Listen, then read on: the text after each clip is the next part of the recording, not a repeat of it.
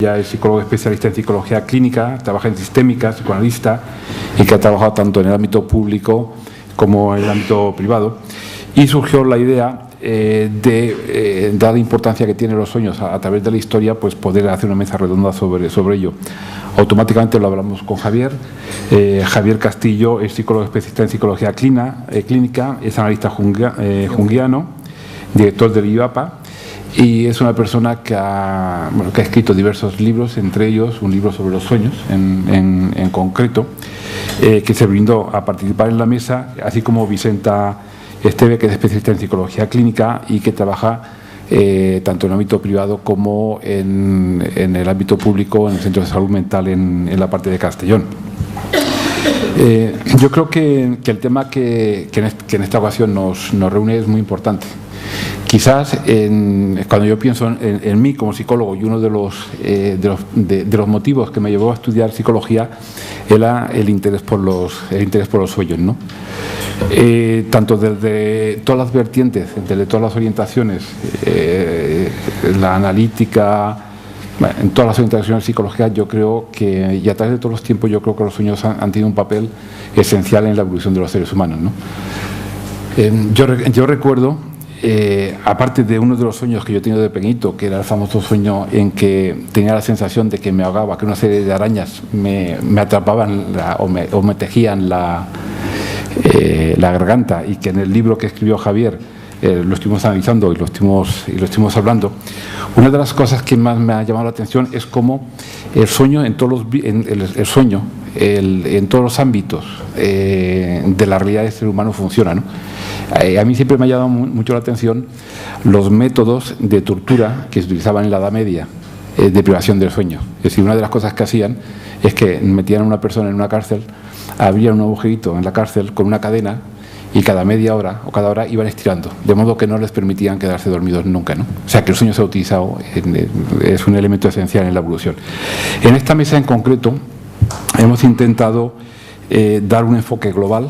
En primer lugar va a hablar Vicenta, ella va a hacer un enfoque más de lo que es la parte estructural en cuanto al contenido biológico, en cuanto a lo que es el sueño tal como se concibe, en todo caso patología, ciclos del sueño y la base biológica del mismo, ¿no? Y luego tanto Marian como Javier hablarán desde una vertiente, digamos, más psicológica, en el sentido más interpretativa de lo que es el sueño. De todas maneras, yo quisiera que en este caso, en la mesa redonda, creo que en esta mesa en concreto es tan importante los ponentes que la componen como las personas que estáis ahí. O sea que yo espero que cuando se acaben lo que son las exposiciones, las exposiciones que van a ser más o menos breves, que se establezca realmente un diálogo entre el público y los miembros de la mesa. Entonces, bienvenidos. Y en primer lugar le voy a pasar la palabra a Vicenta Esteve, que va a hablar del sentido de los sueños, psicobiología del sueño. Gracias. Vicenta, cuando quieras. Buenas tardes a todos. Me alegra de ver que tenemos una sala tan concurrida. La verdad es que yo creo que hablar del sueño siempre nos deja como con un poquito de idea de a ver qué es lo que va a pasar, ¿no? Yo me voy a referir un poquito más a lo que es la parte fisiológica o lo que es la parte de la patología, y pues bueno, comentar que el sueño sirve pues para descansar física y mentalmente, que permite el desarrollo de los procesos metabólicos y que son fundamentales para garantizar la capacidad de concentración, la memoria y el autocontrol que todas las personas necesitamos a lo largo de todo el día.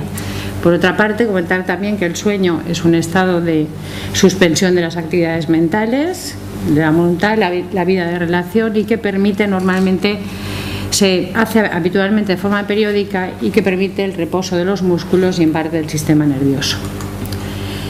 Teorías básicas desde el sueño, pues fijaros, desde el año 1929 empiezan las teorías básicas sobre el sueño. La primero es Berger, que hace el primer registro sobre la actividad eléctrica cortical humana. Brenner en el 35 habla de que el sueño está producido por un proceso inhibidor activo. Ya Loomis en el 37 habla de diferentes estadios en el sueño nocturno. Morucci y Magun hablan ya de la lesión y estimulación del sistema reticular ascendente. En el 53, Arensky y Kleiman detectaron que habían 5 estadios de profundidad creciente, pero ellos aún no incluyeron el sueño REM. Ya en el 57, Deadman y Kleiman demostraron que la fase REM, que luego se llama posteriormente sueño paradójico, es donde se produce toda la actividad onírica. Y Michel Jouvet desarrolló la teoría monoaminérgica, es una teoría muy importante y en la cual se han basado muchos investigadores y muchos estudiosos. Habla del rol de los núcleos del RAFE, de la modulación de la vigilia del sueño, y garantiza la adaptación y la supervivencia por la activación de las funciones corporales del sueño REM. Luego estamos viendo que el sueño REM es muy importante, es importante el no REM, pero también el REM. En el 62, Berger y Oz igual ya hablan de la atonía del sueño REM. En el 75, Hobsbawm ya describe los sistemas de neurotransmisión moduladores de la fase REM, no REM y la parte de la vigilia. Y ya en el 78 ya hacen, Demen empieza con estudios de privación del sueño. En cuanto a las funciones del sueño, pues diremos que es principalmente la conservación de la energía, porque sigue los principios de la autorregulación homeostática, disminución del oxígeno, disminución de la frecuencia cardíaca, disminución de la temperatura basal, disminución del tono muscular en la fase no REM. También es reparadora porque es imprescindible para restablecer la actividad física y cerebral después del periodo de vigilia. La privación disminuye en la mayor parte de casos, y hace un momentito me estaba comentando Javier que estaba un poco cansado porque esta noche había dormido poco, pues efectivamente disminuye el rendimiento intelectual, las alteraciones, los problemas de memoria y las alteraciones del estado de ánimo. Hay estudios que dicen que cuando se priva en la fase REM el paciente llega a estar irritable. De hecho, en una reunión que estuve yo este verano había una investigadora que llegó a agredirle la persona que estaba haciendo el estudio. Es decir, la parte cuando tú deprimes el sueño REM, la persona se vuelve muy irritable. También tiene funciones de protección como un enfoque preventivo. Se produce la función onírica que podría contribuir a la maduración cerebral porque produce un refuerzo para la programación genética y desde luego ayuda a consolidar la memoria.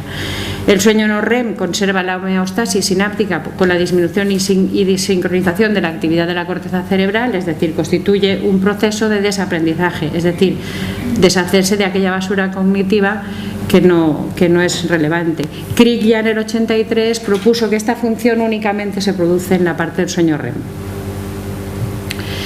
En cuanto a otras teorías del sueño, básicas del sueño, está que el sueño REM hay un reprocesamiento de la información. Eso es que se me ha saltado se me ha saltado, es que se me han desestructurado todas las cacharras estas. Bueno, esto iba antes, pero lo cuento ahora. El sueño REM hay un reprocesamiento de la información adquirida en la vigilia. El patrón de actividad eléctrica de las células del hipocampo durante la vigilia es similar al patrón de la actividad que nosotros tenemos con el sueño REM. Eso lo dice Luis ya en el 2001. Y Alan Hobson habla también de la función onírica, que es la de activación síntesis, argumentando que una de las funciones del cerebro consiste en dar un cierto sentido y una cierta coherencia a las señales de origen interno. Ese refuerzo de síntesis dota al sueño de un argumento con sentido aparente, y la génesis de los sueños se concibe como una respuesta del cerebro-mente a las señales sensomotrices que surgen del interior de la persona cuando se rompe todo el lazo del mundo externo. En cuanto a las fases del sueño, diremos que el sueño tiene distintos grados de profundidad y se presentan, la polisomografía registra los 3 indicadores que miden los niveles en que nosotros estamos del sueño. Por una parte, el electroencefalograma, los movimientos musculares y el tono muscular. Estos permiten identificar en cuál de los 2 tipos de sueño estamos. Si estamos en el sueño lento o no REM, que se llamaría, o se podría llamar no MOR también, movimientos oculares rápidos, sería en español, REM es en inglés. Y después el sueño lento, que estaría la fase 1 y 2, y la fase del sueño delta, que agrupa la fase 3 y 4. Y después estaría el sueño REM. En cuanto a la fase 1, no dura más de 7 minutos, tiene una actividad de baja amplitud y frecuencias de banda teta, es fácilmente interrumpible y hace un papel de transición a lo largo de toda la noche. En un sueño, una persona que se despierta y se duerme muchas veces tiene muchas fases 1, siempre que va a cambiar tiene una fase 1. La fase 2 se produce inmediatamente de la fase 1, produce la mitad del sueño del adulto, es de bajo voltaje y tiene unas frecuencias similares a la fase 1. Tiene ondas de Spitles y complejos K. Esta eleva el umbral para el despertar. Y posteriormente está la fase delta, que incluye las fases 3 y 4 del sueño, que contienen entre el 15 y el 25% del tiempo de sueño. Son ondas lentas de gran amplitud y sueño profundo tónicamente activo. En cuanto a la fase del sueño REM, ocupa el 20% del tiempo total del sueño. A partir de los 90 minutos empieza la fase del sueño REM. Los primeros episodios normalmente de sueños REM son estos que veis aquí en rojito, son muy pequeños y posteriormente van aumentando hasta un total de 30 minutos, que sería el último que tendremos. El sueño REM suele aparecer a última hora de la noche. Y en él suelen aparecer movimientos oculares rápidos, atonía muscular generalizada, aumento de la frecuencia cardíaca, aumento de la temperatura basal, hipopneas, apneas, tumescencia peniana. Cuando hay que comprobar en un paciente que si tiene un diagnóstico, hay que hacer un diagnóstico de disfunción eréctil, se utiliza este tipo de estudio para ver si realmente es psicogenado o sería de tipo orgánico. Hay suspensión del mecanismo de autorregulación y la actividad onírica es de un 80%. Cuando si despertamos a un individuo en la fase REM, pues recuerda perfectamente el sueño que ha vivido. En cuanto a la arquitectura del sueño, siempre comenzamos a través del sueño no REM, excepto en algunas patologías como la narcolepsia. A los 80 o 90 minutos comienza el sueño REM y sí que es verdad que en pacientes con depresión son más cortos, los periodos de latencia del sueño REM son más cortos. Y lo mismo produce con algunos productos farmacológicos, algunos antidepresivos y algunos medicamentos. Eso lo tenemos que tener en cuenta cuando tengamos un paciente que nos dice que no duerme, tenemos que comprobar. Eso nos sirve para por lo menos conocer un poquito qué es lo que tenemos delante. La alternativa del sueño no REM y REM se produce a lo largo de toda la noche, produciéndose ciclos entre 90 y 110 minutos. Comentó una compañera, que esto es una anécdota, que dice que en verano los ladrones esperan a ver cuando las personas se apaga la lucecita de las casas y entonces cuando lleva así como 30 o 40 minutos pueden entrar a robar perfectamente porque la persona no se entera en absoluto. Estamos completamente dormidos, ¿eh? Luego a los 90 minutos ya nos podemos despertar. El sueño no REM predomina la mitad de la noche y el sueño REM se hace más largo y intenso en la segunda mitad de la noche en el sueño. Normal pueden aparecer breves periodos de vigilia entre el sueño REM y el no REM. En cuanto a las diferencias del sueño, la arquitectura del sueño varía con la edad. Por ejemplo, un recién nacido que duerme unas 17 horas comienza con un 50% de sueño REM y tiene ausencia de señales delta. Comienza a tener ya el sueño delta el niño, que recordáis que es la fase 3 y 4 que he estado comentando anteriormente, se instaura al año completo y reduciéndose ya entonces al 25 el sueño REM. Ya en la vejez va cambiando y entonces aparece el sueño delta y el sueño no REM empieza a cambiar también y se va constituyendo, en vez de llegar a las fases 3 y 4, se queda en la fase 2 y en un sueño transicional. En cuanto a la clasificación de los trastornos del sueño, pues comentar que hay tres tipos hay una clasificación que contempla 3 tipos: trastornos del inicio y mantenimiento del sueño, trastornos del ciclo del sueño y de la vigilia y disfunciones asociadas al sueño o a la vigilia parcial, que son las parasomnias. En cuanto a los trastornos del inicio y el mantenimiento del sueño, tendríamos 2 tipos, que podría ser un trastorno de tipo transitorio, que suelen ser pocas noches y suelen ser por situaciones de estrés o por ingesta de sustancias tóxicas, y el crónico, que sería con más de 3 semanas de duración. Este sería el que representa el más del 30% de la patología psiquiátrica que nosotros vemos en consulta.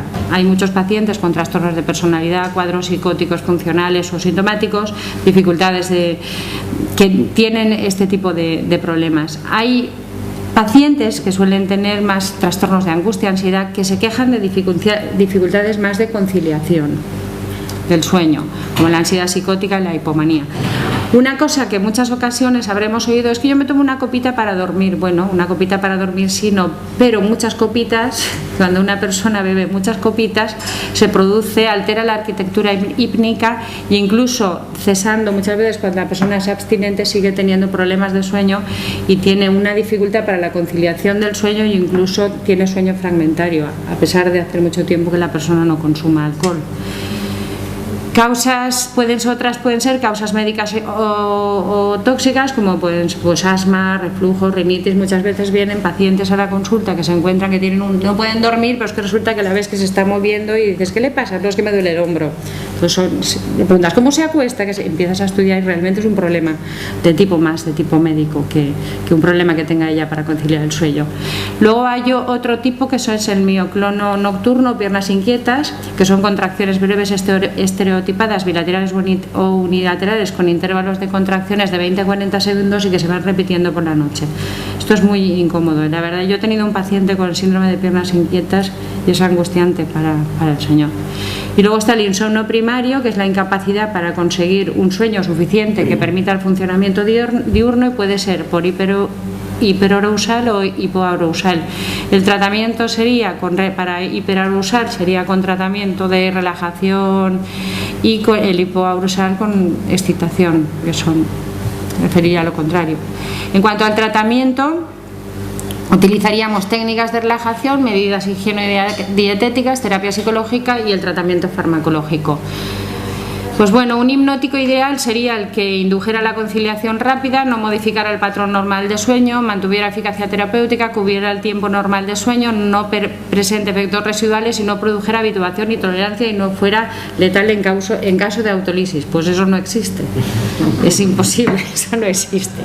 Entonces, algo que se aproxime un poco más podrían ser las benzodiazepinas de vida media corta, pero siempre nosotros debemos de trabajar con lo que es si puede ser la psicoterapia y el trabajo psicológico.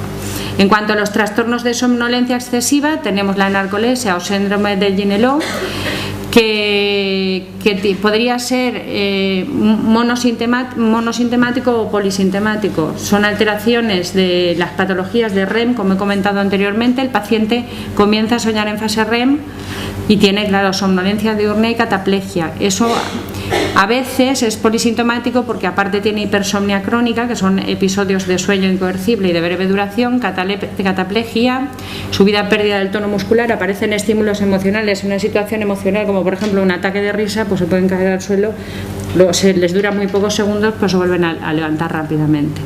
Y luego parálisis del sueño, que es parecido a la cataplegia pero sin desencadenante emocional. Luego están las hipersomnia sintomática, que es un proceso que suelen ser por procesos patológicos, como pueden ser enfermedades como un cáncer o cualquier otra patología. Hipersomnias idiopáticas con somnolencia diurna no imperativa y hipersomnia debido a trastornos psiquiátricos, depresiones atípicas, distimias reactivas, etc. Y luego hay un síndrome que se da casi siempre se suele dar en hombres, se llama de Kleine-Levin, que es hipersomnia intermitente de incidencia masculina y suelen dormir durante unas 18 horas. A veces está ligado también ahora, algunas mujeres, en periodos de menstruación también se está asociando este síndrome a mujeres. En cuanto a los trastornos de vigilia y del sueño, pues hay un desajuste o desorganización del ritmo circadiano que regula ciclo sueño-vigilia. Y estos trastornos pues están, por una parte, el jet lag y la disomnia, que está producida por los cambios del ritmo de trabajo, ¿no?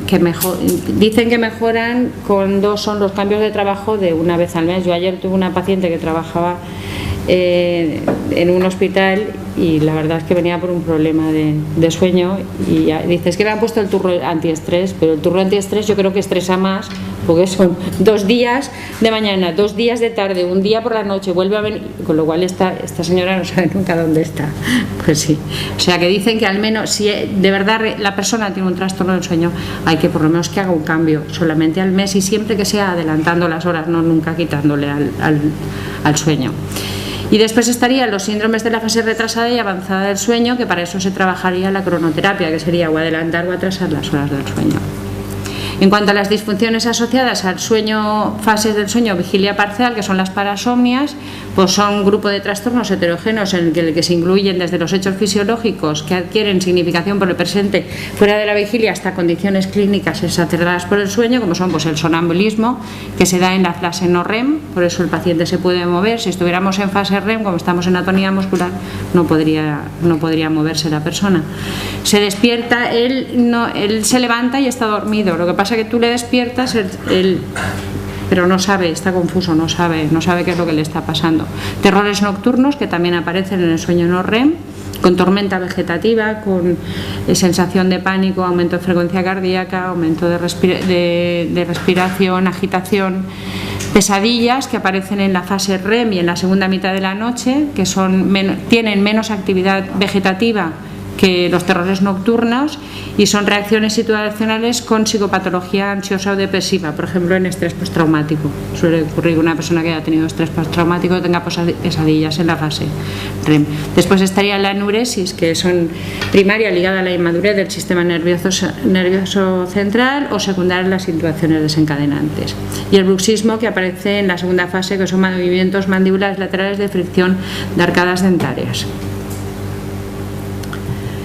En cuanto al tratamiento, pues es un conjunto de técnicas mediante los cambios del ambiente, en los hábitos y en el desarrollo de las habilidades específicas del paciente, y disminuyen pues las conductas facilitadoras e inhibidoras del sueño destinadas a disminuir la activación somática, emocional y cognitiva en este momento cercanos al sueño del paciente, que es higiene del sueño, técnica de control de estímulos, técnicas cognitivas de detención del pensamiento, focalización cognitiva de intención paradójica, técnicas de relajación y biofeedback.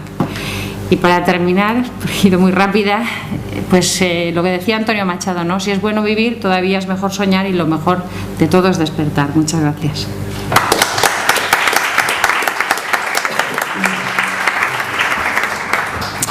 Bueno, desde luego Vicenta ha dado una visión amplia, compleja obviamente, de la importancia del fenómeno del sueño en todo el ámbito bioquímico y de restitución de alguna manera de lo que es la vida orgánica, ¿no? del ser humano, de los factores somáticos. De hecho, yo muchas veces pienso que lo que produce el sueño es una especie de, como en los ordenadores, ¿no? Es como si reseteáramos para que todo volviera a su sitio y se pudiera poder ir funcionando. Vamos a meternos ahora más en un ámbito más de lo psicológico y de lo psicoterapéutico. Y para eso, pues, contamos con Marian. Marian, cuando quieras. Bueno, pues buenas tardes a todos, muchas gracias. Es un honor para mí estar aquí con esta mesa, con el decano y bueno, y con todos vosotros. Ya que los sueños pues es un tema que es muy interesante que podamos intercambiar los profesionales, ¿no? Ideas y experiencias. Yo voy a hablar de los sueños. En nuestro idioma, soñar es lo mismo, se dice soñar, el sueño que habla Vicenta, y es el mismo que para decir el sueño de dormir que el sueño de soñar. Pero yo voy a hablar de los sueños, ¿no? De lo que soñamos. Es Freud, todos sabemos, el creador del psicoanálisis, el que descubre el inconsciente, y él lo hace a través de la hipnosis. Él descubre acontecimientos de los que no se guarda conciencia, pero que tienen influencia en el comportamiento y en la vida despierta de los sujetos. Freud nos enseña lo que es el inconsciente a través de sus manifestaciones, que son los olvidos, los actos fallidos. Los fenómenos de las palabras obedecen a la necesidad de ocultar un deseo, y también los síntomas son manifestaciones del inconsciente y todas las manifestaciones corporales, pero por excelencia la principal manifestación del inconsciente serían los sueños. Él en 1899 escribe la interpretación de los sueños y demuestra que el sueño es un acabado fenómeno psíquico y que puede tenerse en cuenta y ser incluido dentro de los actos comprensibles de nuestra vida despierta, y constituye el resultado de una actividad intelectual altamente complicada. El sueño demuestra que posee realmente un significado y que existe un procedimiento científico de interpretación de los sueños. Él hace toda una revisión de todos los textos que hay hasta el momento de los sueños y se da cuenta que se interesa por la parte somática las teorías científicas y que las corrientes filosóficas y profanas son las que se interesan por la interpretación de los sueños. En 1920, Carl Jung, que yo creo que Javier Castillo nos va a poder hablar muchísimo mejor de él, pero a mí lo que me interesa mucho es la idea que introduce Jung diferente a Freud, ¿no? De que hay imágenes de los sueños, arquetipos que son universales, que no se pueden explicar por la experiencia individual del soñante, que hay niños que tienen sueños de ciertos acontecimientos o ciertas ideas que es imposible que hayan vivido. Dice que los sueños presentan imágenes y análogas, estos arquetipos, a las ideas y a los ritos primitivos. Es decir, como digo, que además de los símbolos individuales existen símbolos colectivos.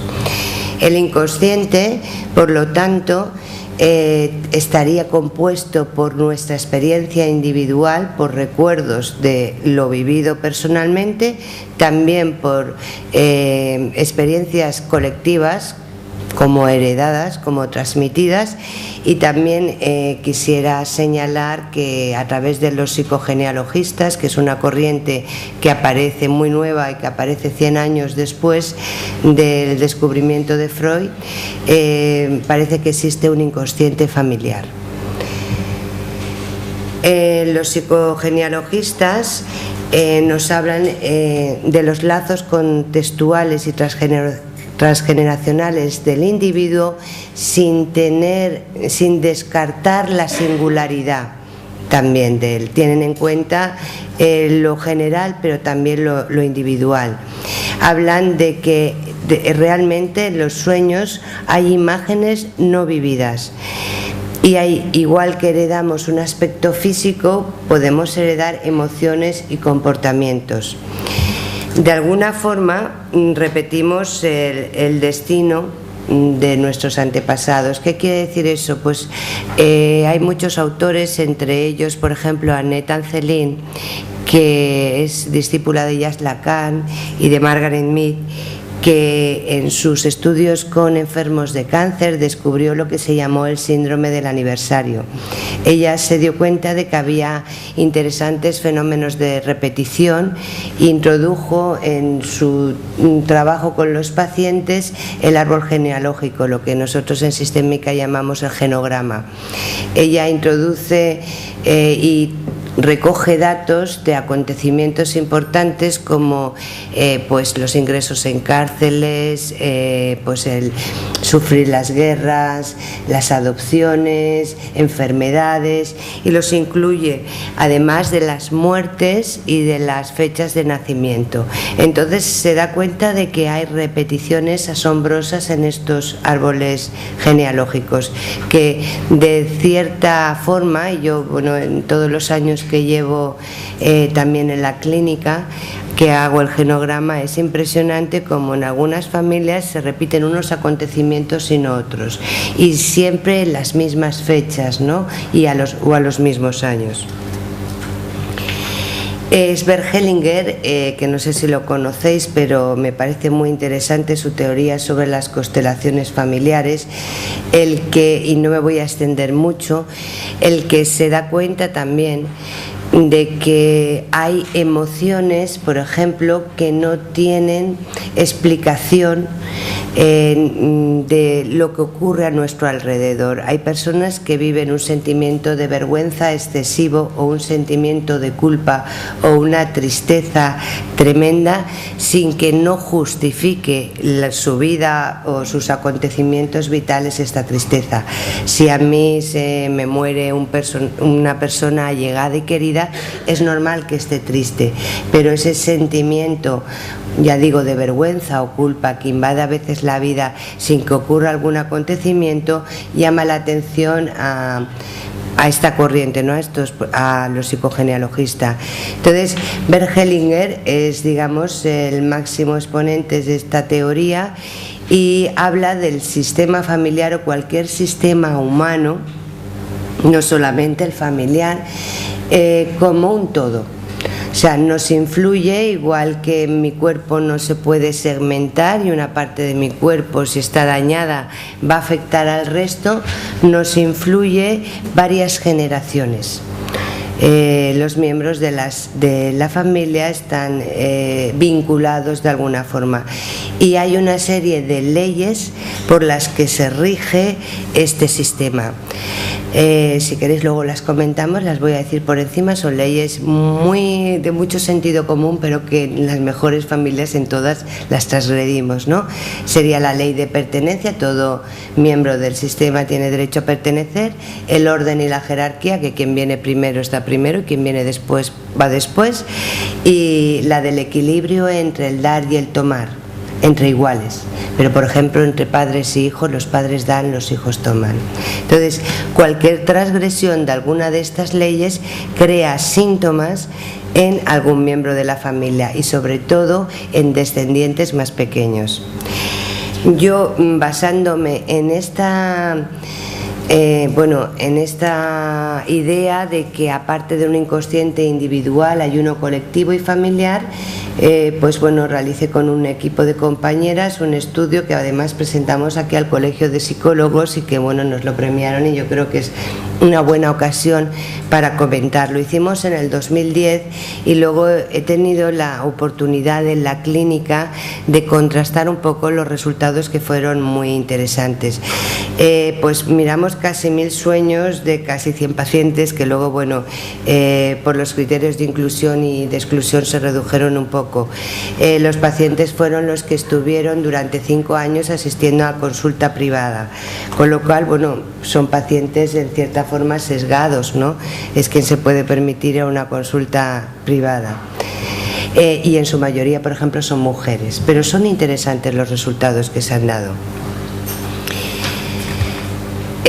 Tuvimos en cuenta la historia personal del soñante, es decir, los datos personales y el diagnóstico, y también tuvimos en cuenta la historia familiar del soñante, sus acontecimientos familiares. Miramos 4 generaciones. Teníamos los datos gracias a genograma, además de sus sueños, por supuesto.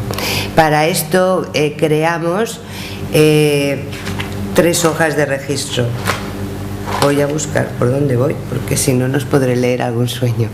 Las hojas fueron una con las características del sueño, otras con los datos del paciente, como he dicho, y otras con las características del sistema familiar.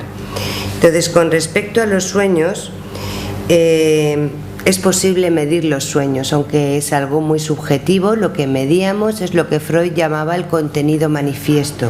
Dice que hay un contenido manifiesto, que es el que se recuerda, y un contenido latente, que es el contenido inconsciente. El contenido inconsciente, en su técnica, lo que hace es, a través de la asociación libre, captarlo. Nosotros lo que vamos a medir es lo que se recuerda exclusivamente, y no solamente lo que se recuerda. Para eso creamos ciertos temas, ciertos elementos. Siempre nos dejamos algunos. Nos tocó revisar bastantes veces este cuestionario conforme analizábamos sueños, y las emociones, que me parece que las emociones son fundamentales. Hay veces que lo vivido en el sueño es emocionalmente, el contenido es lo de menos, es algo similar emocionalmente a otra cosa, ¿no? Entonces, Lo primero que registrábamos aquí, por ejemplo, es el sueño, la frecuencia del sueño. ¿Qué quiere decir? Es muy curioso que hayan sueños que se repitan constantemente, que machaquen, que se tengan que hacer saber, ¿no? Hay sueños que la esencia es similar, aunque vayan cambiando los personajes o aunque cambie algún detalle. Por ejemplo, aquí tengo 3 o 4 sueños de una paciente, es un poco largo, no lo voy a leer, pero sí que voy a decir que en ellos siempre aparecen niños, aparece como que ella salva a un niño, como que la madre está mirando ausente esa situación de peligro que corre ese niño. Luego hay sueños, por ejemplo, que también me resultaron muy curiosos y que estuvimos mirando en el grupo de formación que yo tengo de clínica, ¿no? Que repites que tienes que hacer de nuevo la carrera, que vas a trabajar pero que te dicen que no puedes trabajar porque tienes que empezar de nuevo y que no has aprobado las asignaturas. Otro paciente mío que, por ejemplo, soñaba que hacía la 1000 y no sé cuántas veces. Entonces, por ejemplo, en este tipo de sueños, lo que nosotros captamos, y yo lo he contrastado en la clínica, ya no dentro de este estudio, sino preguntándoselo al paciente, es que las personas que tenían este sueño de tener que volver a empezar algo que ya habían hecho, tenían antecedentes de familiares que habían perdido todo en la guerra civil y que de alguna forma, metafóricamente, habían tenido que volver a empezar de nuevo. Incluso les habían quitado la cátedra o el título que ya habían tenido en la República y les había tocado volverse a examinar literalmente, ¿no? Entonces, como digo, recogimos 18 temas sobre muerte, abandono, infidelidad, 24 elementos y 11 emociones. Voy a ilustrar con el sueño de una paciente cómo lo registramos más o menos. La paciente número 11 tuvo este sueño. Íbamos a una casa de campo de mis abuelos, de labradores, con frutales detrás de la casa. Había un camino que llevaba a la playa, los naranjos y cipreses haciendo una valla. Sensación de miedo. Viene alguien detrás, y es mi madre, con los ojos brillantes, como un zombi. Ella anda y yo corro. Tengo la sensación de que me persigue. Por ejemplo, aquí el tema sería, el tema solo se señala lo que procede es persecución.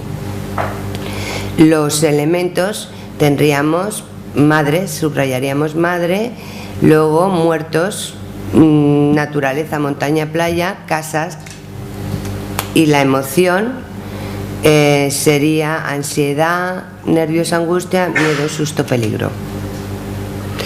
Es algo muy sencillo, pero captaba la esencia del sueño.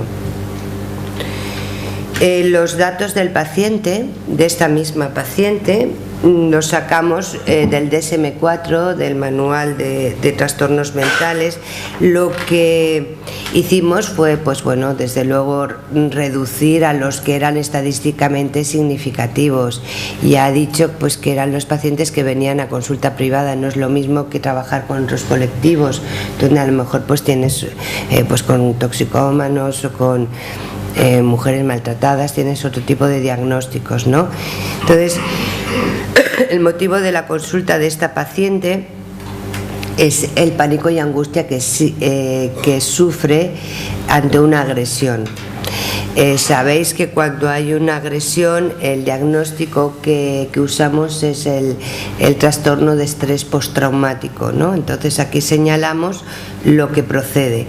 También tenía ansiedad. A raíz tenía problemas de sueño, también por lo que tuvo que tomar tratamiento psiquiátrico, que lo registrábamos también, y molestias. No tenía ninguna enfermedad, pero los dolores a raíz de la agresión se le cronificaban sin forma, vamos, coherente. Entonces, bueno, tenía molestias y dolores musculares. Y también señalábamos lo que procede. Luego, con respecto al sistema familiar, utilizamos el genograma. Este es el genograma también de la paciente número 11. No he puesto los nombres pues por respetar, claro, el secreto profesional, pero es muy interesante ver cómo también se repiten los nombres en las familias muchas veces, ¿no? Y aquí vemos lo que hacíamos es la generación más joven, le llamábamos primera generación, ya sea hacia arriba. Vemos como hay acontecimientos vitales que se repiten. Aquí, por ejemplo, en la cuarta generación, la crucecita es que se han muerto y la edad de la muerte está dentro y la causa, no la veo porque no me he traído las gafas, pero veis como hay muchas muertes, por ejemplo, a los 44, 46, 48 años a lo largo del genograma, por ejemplo, ¿no? Entonces, este es el registro de los acontecimientos vitales que pusimos. 35 acontecimientos vitales, como he dicho, pues muertes prematuras, abortos, adopciones, adicciones, experiencias bélicas, divorcios, bueno, pues acontecimientos que suelen ser traumáticos. Entonces, lo mismo, registramos si estaba presente o ausente. Los resultados de esta investigación, la verdad es que han sido sorprendentes y yo creo que muy interesantes para la práctica clínica. Yo agradezco, ¿no?, la oportunidad que tuvimos a través del colegio, pues de esforzarnos, ¿no?, y de sentarnos a repasar el material que muchas veces vas acumulando en la clínica. Entonces, bueno, como en la descripción ya digo que principalmente eran mujeres. Y por ejemplo, pues sí, el número de sesiones variaba muchísimo entre unos y otros. Luego, como descripción también de la muestra, los diagnósticos más frecuentes era la depresión, la ansiedad, los problemas de relación paterno-filiares, los problemas conyugales y las molestias psicosomáticas. Lo que nos puede decir esto es que este tipo de trastornos son los por los que suele demandar asistencia psicológica generalmente los pacientes, ¿no?, porque esos eran los que más se daban. Con respecto a la muestra de sueños, los temas más repetidos eran la fiesta, las pérdidas, las necesidades básicas, los accidentes y la violencia. Con respecto a los elementos, pareja o amantes, amigos, desconocidos, la casa, urbano y los muebles. Y con respecto a las emociones que más se repiten son claramente las negativas. También tenemos en cuenta que son, como digo, la muestra es de pacientes que vienen a demandar tratamiento. Con respecto a los acontecimientos familiares, la muerte de alguien joven era el que más se repetía, las enfermedades son los acontecimientos que más se repetían, los secretos y los viudos, viudas.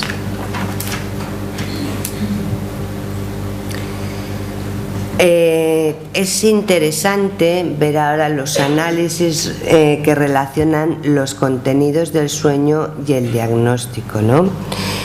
Por ejemplo, la relación entre el trastorno depresivo y el tema fiestas y reuniones.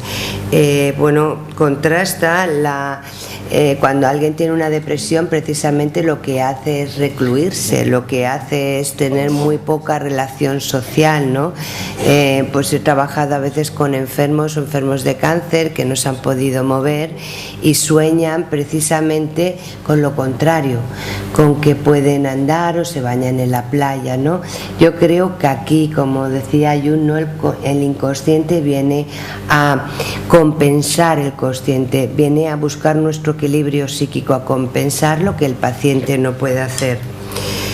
La relación de problemas conyugales con el tema de los sueños pérdida también es interesante, ¿no? Parece la profecía autocumplida muchas veces.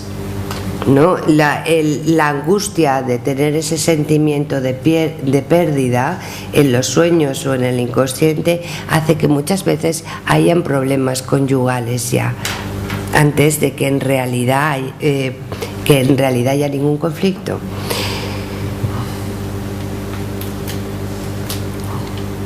Por ejemplo, hay pacientes, ¿no?, que sueñan constantemente con que les es infiel el marido, ¿no? Tenía una paciente, sueño constantemente que mi marido me la pega con otras mujeres, ¿no? Esta sensación ya crea el malestar en la pareja antes de que realmente a lo mejor exista una infidelidad. La teoría que nosotros contrastamos es que si esta fantasía, si esta está en la fantasía o en los sueños del paciente, probablemente es porque ha ocurrido una infidelidad en el sistema familiar, ocurrió antes, y de alguna forma esta idea está en el inconsciente del paciente.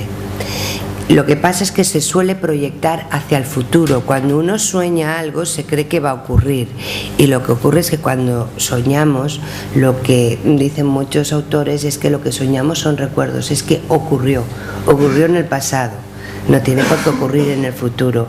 Y esto es algo que si le indicas al paciente alivia muchísimo la angustia y muchas veces calma el síntoma. La relación entre molestias psicosomáticas, dolores y el tema de la muerte y violencia.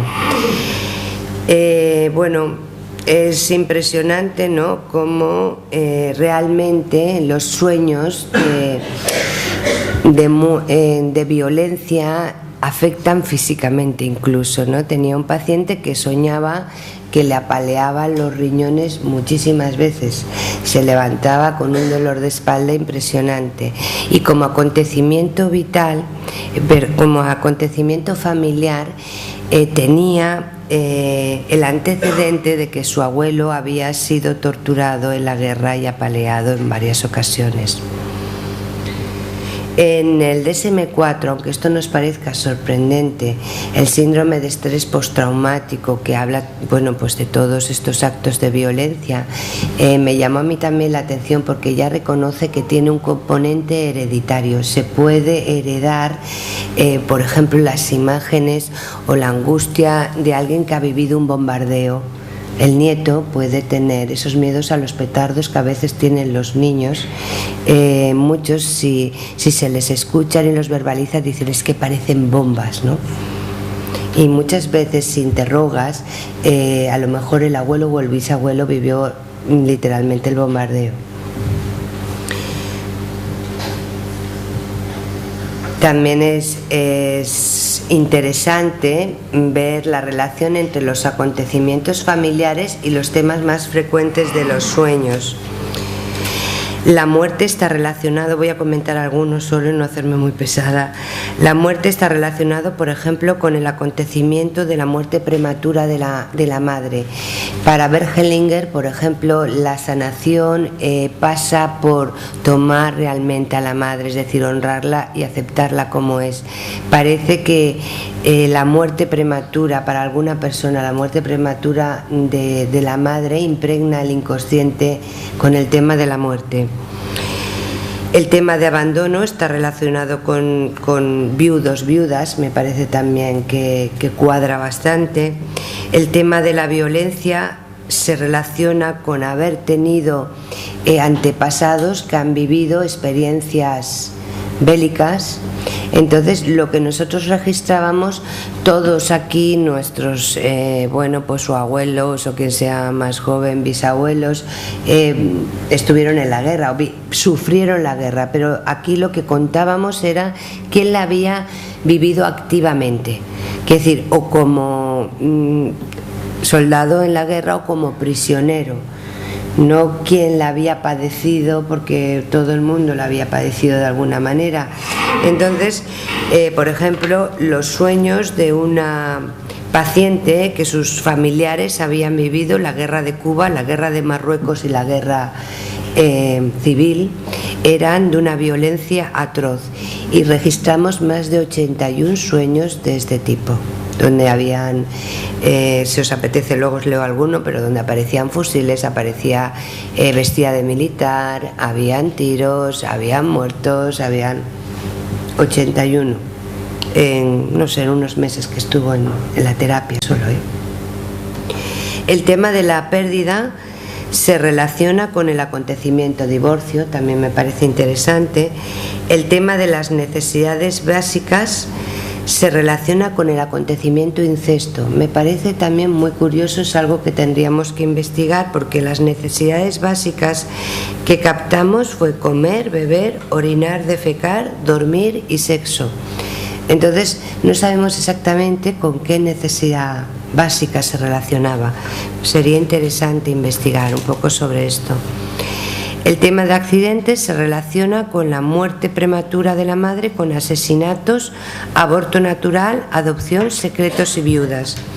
Solo voy a comentar que quizá todos estos temas tienen en común que son secretos, ¿no? Y bueno, sin alargarme tampoco demasiado, y si queréis luego lo comentamos, hay muchos autores que piensan que se sueña sobre los secretos, que son precisamente los secretos familiares los que aparecen en el inconsciente y los que insisten en soñarse. Todas las familias tienen secretos, pero no todos los secretos son nocivos.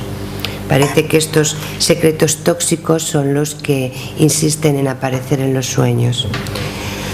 Luego el tema conflictos se relaciona con la muerte prematura del abuelo paterno. Esto es muy curioso.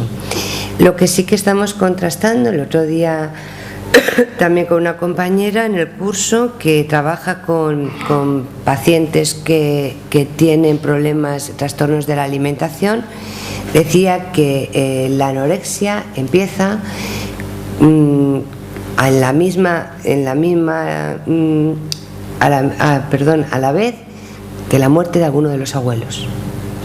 Y lo está contrastando en la clínica, y yo me he dado cuenta que mucha sintomatología también de los pacientes aparece cuando muere alguno de los abuelos. Me parece un acontecimiento muy curioso y que aquí también nos salió. Nos salió solo el abuelo paterno, pero también digo que la muestra era principalmente mujeres, con lo cual tendríamos que verlo más. Ya casi para finalizar, hemos detectado dos leyes que parecen ser universales. Freud descubrió que el sueño es una realización de deseos. El sueño muestra un deseo cumplido, y que además el estímulo del sueño se halla siempre en un suceso, en un acontecimiento ocurrido el día inmediatamente anterior al sueño. Aunque el sueño puede venir de cualquier época de la vida y puede ser incluso de otras épocas, como estoy comentando, pero siempre el estímulo va a ser algo ocurrido el día inmediatamente anterior. Nosotros detectamos en este estudio que hay una pauta del soñante. Tendemos a soñar sobre los mismos temas, con los mismos elementos y emociones parecidas, y esto en cada persona es interesantísimo. También sería a lo mejor ver si hay un estudio longitudinal donde puede ser que llegue un momento que dejemos de soñar con los mismos sueños, pero es muy interesante esta pauta. También tengo ejemplos, pero por no alargarme más, si queréis luego los vemos. Y también existe una pauta en los sueños, ciertos componentes de los sueños hay un patrón, ciertos temas aparecen con ciertos elementos y ciertas emociones. Os las voy simplemente a señalar: la muerte con animales, la violencia con algo antiguo.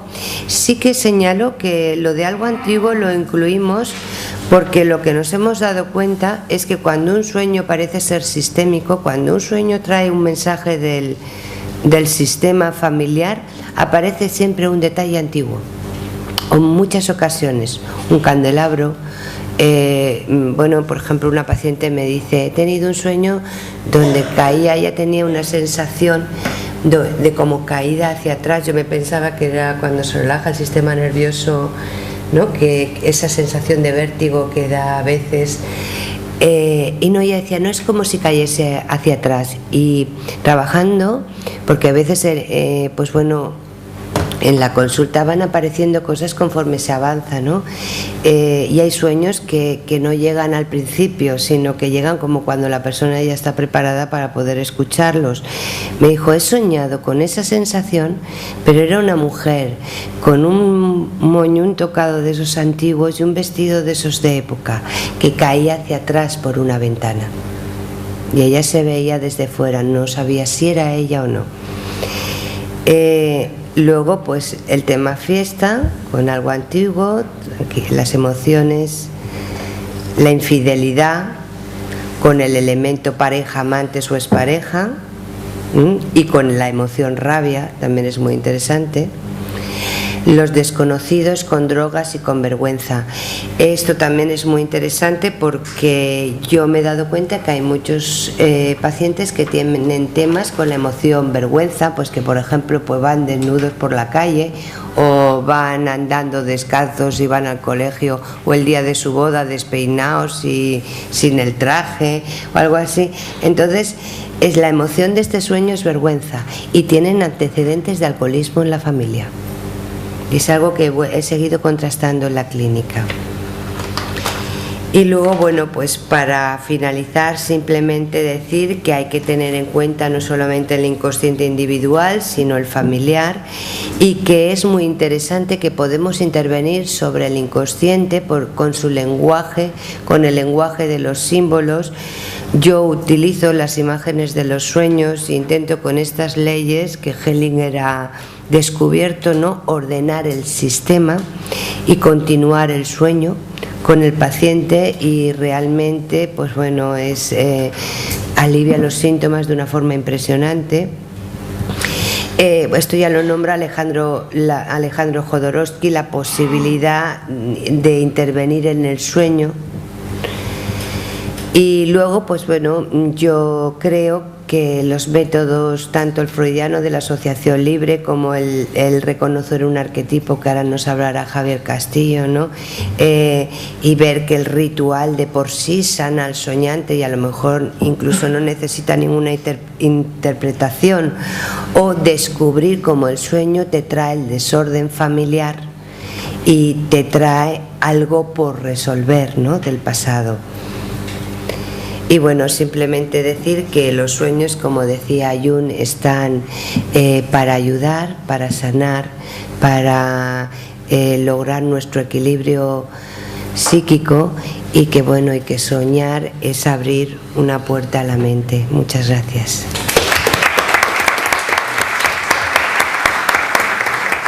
Muchas gracias, Marian. La verdad es que es un estudio muy interesante, ¿no?, que en su momento ya el colegio pues intentó potenciar. Bueno, va a tomar ahora la palabra Javier. Javier Castillo, yo creo que es conocido de todos, y antes me refería en concreto a uno de los libros. Es autor de diversos libros, pero quizás en este caso uno de los libros que viene a colofón de lo que es la charla es los sueños en la vida, en la enfermedad y en la muerte, ¿no?, que creo que es uno de los libros que escribiste. Pues cuando quieras. Bueno, buenas tardes a todos, gracias por haber venido. Quiero agradecer además a Marian que me haya favorecido, haya facilitado que esté en esta mesa, y por supuesto al Colegio Oficial de Psicólogos que organice este tipo de actividades. Si me van a permitir, yo voy a bajar bajo, porque me siento más cómodo pudiendo estar y teniendo una amplia... Espero aclararme con poco, y además creo que se me va a oír. Bien, bien. A ver si me coloco en esta. Bueno, yo voy a intentar un poco complementar lo que han hecho mis compañeros. En este caso ha habido dos exposiciones teóricas. Yo voy a intentar hablarles más concretamente de ciertos supuestos.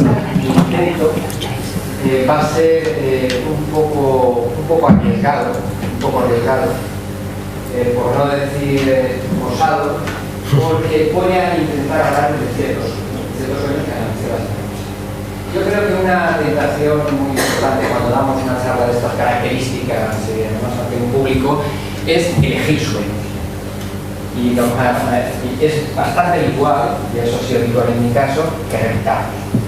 Tenemos ciertos sueños que encajan con nuestras teorías de forma estupenda, y entonces como encaja con nuestras teorías, continuamente lo contamos. Yo quiero darles un ejemplo distinto de hacer sueños, salvo un sueño y otro que se repite de forma bastante habitual. Voy a hablarles de sueños que analicé con pacientes míos la semana pasada. Con lo cual, creo que ustedes se pueden hacer una idea muy clara de cómo, desde la perspectiva de un analista junguiano, que trabaja desde una perspectiva muy interactiva, es decir, que trabajo con la interpretación de los sueños con muchos de mis pacientes, pero hay otros pacientes con los cuales trabajo con otras herramientas.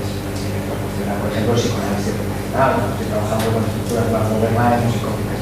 Pero trabajo, es verdad que una línea frontal de mi trabajo, mi formación fundamental ha sido Zurich, que es la escuela clásica junguiana, los ciclos directos de Jung, Luis Monjard, Hanna. Mis dos analistas junguianos, los dos han sido analistas junguianos clásicos, han sido José Zavala, psiquiatra, y Teodora, que en este momento es uno de los dirigentes del Instituto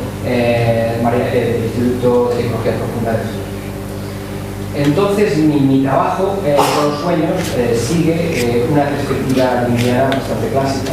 Pero ustedes van a ver cómo, de alguna manera, no es algo teórico, genérico, abstracto, sino que tiene una plasmación concreta. Yo puedo decirles que vengo a analizar al año unos 700 mil.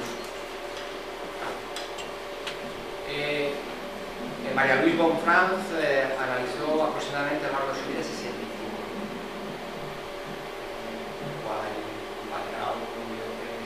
De una ciencia. Como les decía, existe un riesgo, y es que a ustedes les parezca muy banal, lo voy a decir, o muy complejo, o muy arriesgado. Es verdad que cuando se describe un caso clínico, que es concretamente un sueño, se aísla una experiencia que se está viviendo en un contexto determinado, en una relación terapéutica, se aísla, se saca y puede simplificarse la experiencia. Eso es un riesgo evidente, claro. Pero yo creo que es muy importante que muchos de ustedes, me imagino que se dedicarán a la clínica, o querrán dedicarse a la clínica, que vean cómo se puede tratar. Yo voy a dar las mínimas nociones teóricas necesarias en un principio, sin entrar a profundizar en ellas, y vamos a pasar directamente a varios ejemplos, como digo, fueron analizados la semana pasada, a excepción de un sueño que es muy habitual y no solamente se puede decir que sea demasiado. Voy a ver si me aclaro con esto. Era este me ha dicho para pasar. ¿Y no te digo yo desde aquí? ¿Cómo? Que no te digo yo, si no funciona. No funciona. Tienes que... No funciona. Ya. Bueno, en un principio, para entender lo que podría ser la interpretación de los sueños, tenemos que retomar un concepto, es decir, de psique objetiva. El inconsciente como un otro. Quiero decir, eso es muy importante dentro de lo que sería la visión junguiana. Lo mismo que hay un instinto, que si tenemos hambre nos produce cierta reacción. La psique produciría ciertas imágenes porque las sacamos buscando con un objetivo, y es encontrar un cierto equilibrio. Con lo cual, estamos hablando de la capacidad creativa del inconsciente. Sería el elemento crucial que diferencia a Jung de Freud. La capacidad del inconsciente hasta de dar soluciones, de guiar y, por supuesto, en mi caso, proponer temas. El inconsciente me propone los temas que voy a trabajar con los pacientes. Pueden venir con un problema depresivo, ansioso, por un divorcio, pero cuando yo empiezo a trabajar, si esa persona tiene una mínima consistencia estructural, digo, si por casi no tengo una estructura muy moderna, pues voy a trabajar con sueños mucho más relativamente. Pero en la medida que yo veo que la persona puede integrar ciertos contenidos, el sueño es quien me propone.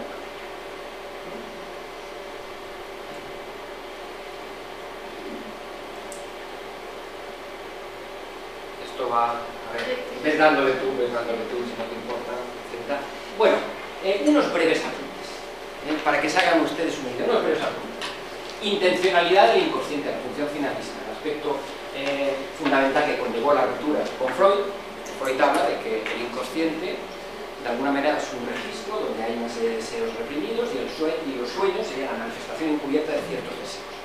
Jung rompe esa idea. Para Jung, incluyendo que hay una parte de sueños que pueden referenciarse a eso, carga las cintas en que tiene un fin, los sueños.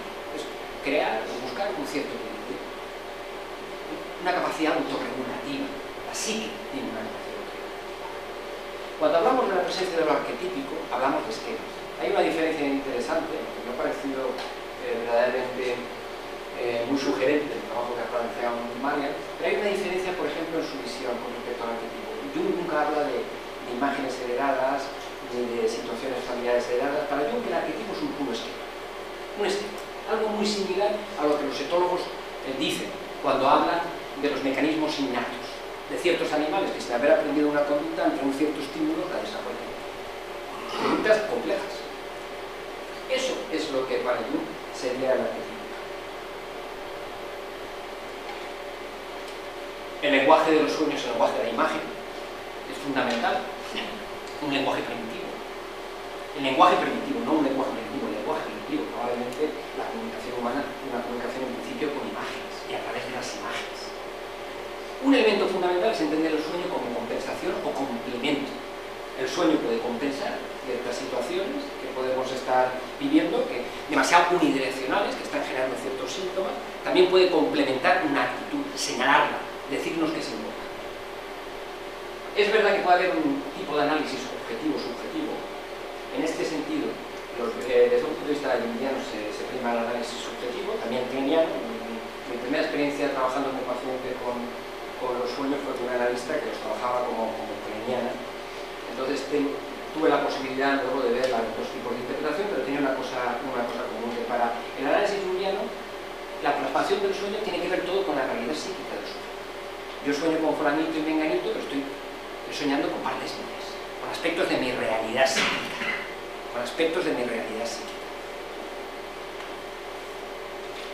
Aunque eso no obvia que pueden haber ciertos sueños que indiquen realidades objetivas.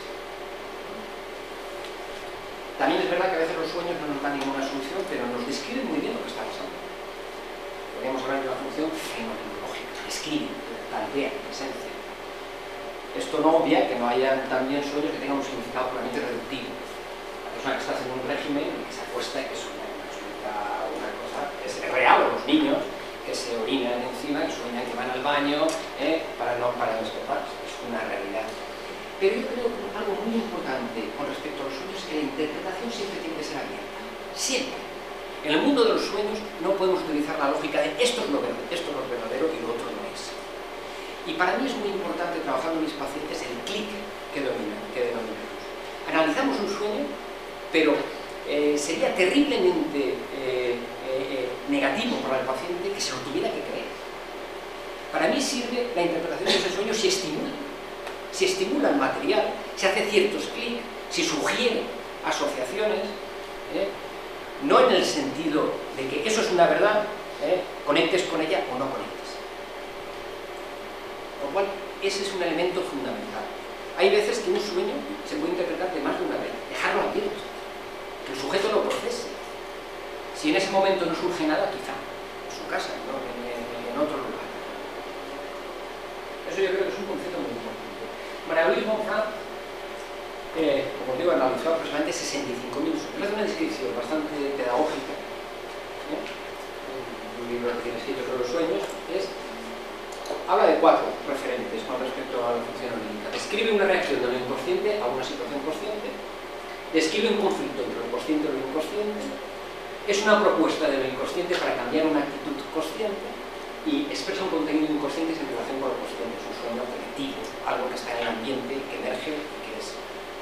Pero bien, yo quiero pasar directamente a hablarles de ciertos sueños. Va a ser una exposición muy rápida, creo que es una hora ya un poco tardía, estamos todos creo que un poco cansados a estas horas, y yo particularmente cansado, he dormido poco, pero creo que es interesante, aunque yo vaya un poco acelerado, que luego tengamos tiempo un poco para hablar y para debatir. Les voy a contar, por ejemplo, un típico sueño complementario. Este sueño me lo contaron la semana pasada. Una paciente. Retomaba los estudios universitarios. Me veo en una aula realizando tareas. La universidad es un sitio un tanto especial, con sus entradas a través de una puerta. Me encuentro allí a un antiguo compañero del colegio, Gonzalo. Estoy centrada en cómo organizarme el trabajo. Pienso en quedarme toda la tarde. uno podría tener la tentación, por lo que se encaja en teorías, la cueva, los genitales femeninos, si todo es deseo, tal, pues encaja directamente. A mí me pareció muy importante, de alguna manera, sin embargo, pensar qué estaba complementando o qué estaba indicándonos, como hacemos desde un punto de vista junguiano. Una mujer que tuvo una edición muy importante. Quiero decirles entre paréntesis, yo he pedido permiso, los sueños son un poco extraños, yo hasta para contar los sueños de mis pacientes he pedido permiso. Previamente. Los datos que doy lógicamente están distorsionados, pero los sueños, aunque sea imposible que ustedes a través de un sueño reconozcan a alguien, salvo que lo cuente, yo pido permiso. Para contar sueños es algo tan íntimo que creo que hay que hacer eso. Una paciente que tuvo una adicción muy importante. Empezamos el trabajo analítico hace un año y 3 o 4 meses. La verdad es que la adicción prácticamente está controlada, no ha sido desaparecida, pero ha tenido muchos problemas para organizar su vida. Muchos problemas. Además, tuvo ciertos sueños que desaconsejaban en su momento que ella misma se presionara para... Es una persona que tiene una titulación universitaria, que está en estos momentos en paro, pero ha estado mucho tiempo en el mundo. Además, tuvo una enfermedad física también muy importante. En estos momentos, sin embargo, su actitud es distinta. La adicción está parada, está en un momento crucial para organizar su vida. Para poder incluso tener un ritmo, de levantarse a una cierta hora, organizarse, buscar trabajo, estudiar ciertos aspectos.